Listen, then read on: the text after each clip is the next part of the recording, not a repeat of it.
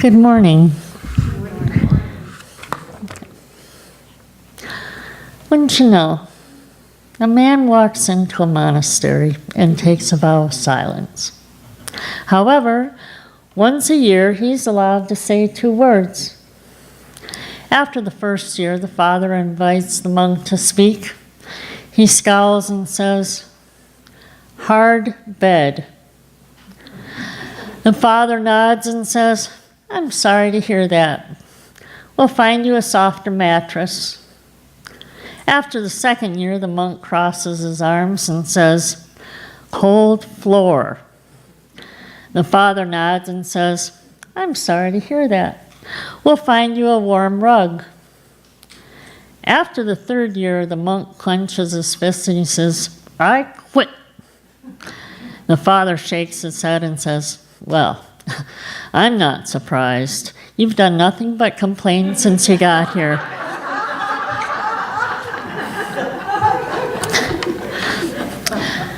Richard Paul Evans says that it's not always wrong to quit. We should never hold on to mistakes just because we spent a long time making them. I would also add that we should never hold on to mistakes until we're forced to quit. On more than one occasion, when I've been willing to settle in an ill-fitting job, when I've lacked the courage to leave, I've been kicked out the door anyway. When is it acceptable to abandon a bad plan? To every argument for hanging on, there's an equally compelling argument for letting go. Quit while you're ahead. Skillful investors and gamblers learn how to increase their winnings and limit their losses. There's no question, however, that parenthood changes the game.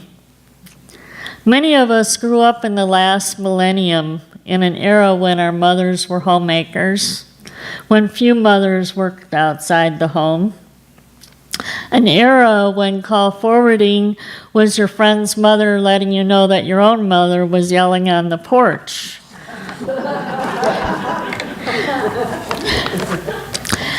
45 years ago today, with Dad's help, I probably gave Mom a toaster. 5 years ago, when Mom passed away, the spoon rest that my brother gave her 50 years ago was still sitting on the stove. Mother's Day wasn't always about kitchen appliances for the domestic engineer. Sometimes we gave her scarves or jewelry or cologne. However, I cannot recall a time during those early years when we gave her gifts to nurture her soul. Those gifts would come much later. Before my parents were married in 1952, Mom had graduated from the university with major and minor degrees in art and journalism. At 26, she sacrificed her budding career to raise a family. Thus, her love for family was mixed with a growing resentment about the sacrifices of motherhood. My father's Catholic upbringing and the loss of his own mother when he was 7 years old shaped his expectations about a mother's role. And perhaps like many parents of that era, my parents argued about those expectations. Albert Einstein has stated that only a life lived for others is worth living. Many of us are familiar with Luke 6:31, "Do unto others as you would have them do unto you." But few may be familiar with the words that precede it.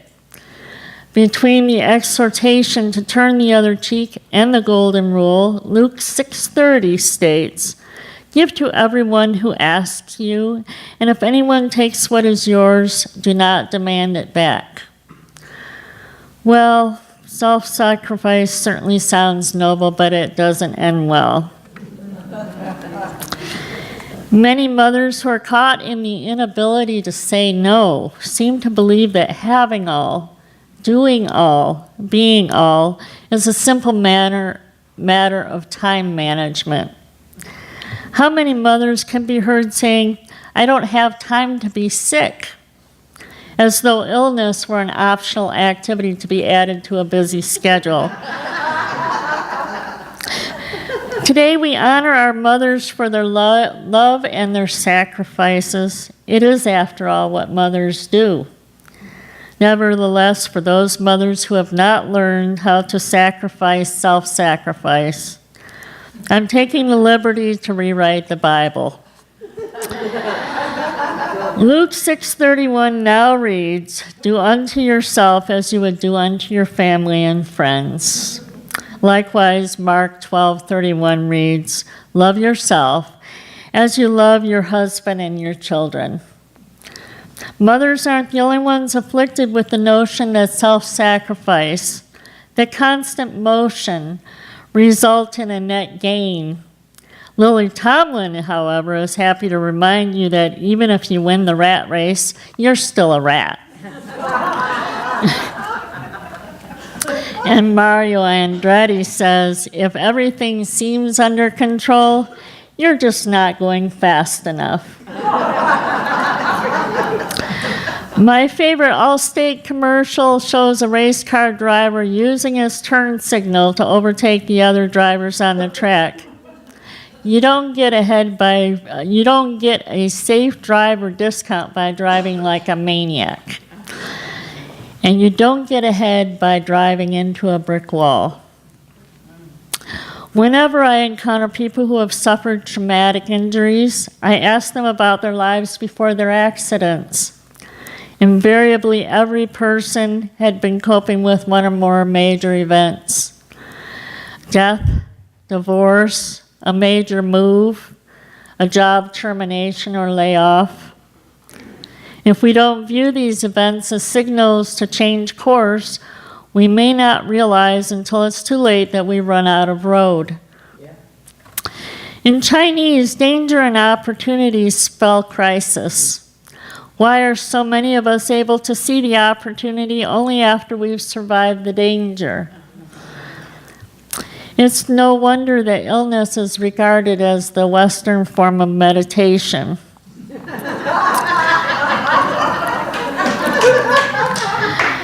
Surely we may be excused for dismissing that first anxious whisper, but it becomes harder to ignore the growing disquiet, the nagging doubt, the ever-growing exhaustion, the chronic insomnia, the recurring nightmares, the persistent colds. And we should definitely be alarmed if we're turning into that idiot driver that everyone is trying to avoid. Rwandan wisdom says that we can outrun that which is running after us, but not that which is running within us. When it feels as though you're trying to outrun your pain or to avoid painful introspection, then it's past time to quit the treadmill and to look inward. The exhortation to never quit is founded on a belief that life is one continuous journey rather than a series of smaller journeys. In truth, we live our lives in fits and starts. How much richer might our lives be if we regarded quitting as an acknowledgement that one journey is ending and another is beginning. If you don't have any idea about how the new journey should look, then eliminate everything that it is not. The Pope asked Michelangelo about the secret to his genius as it pertained to the statue of David. It's simple. I just remove everything that is not David. Removing ideas, things, and even people from your life should be a thoughtful process. And certainly you must take care to not cut off your nose. You can begin by removing old signposts for opportunities long past. When your goals and your desires are not in alignment, it's time to re-examine your dreams, both new and old. Are they still relevant?